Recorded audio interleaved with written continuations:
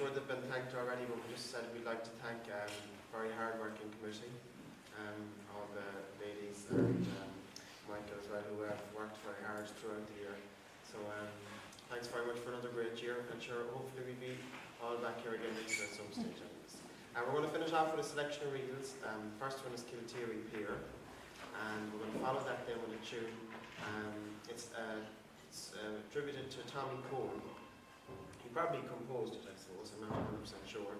But we learned this version of the tune of a musician from Kilmovee, Dermot Grogan. Yeah, Dermot Grogan. He was a lovely flute player and accordion player. This was his version of the tune.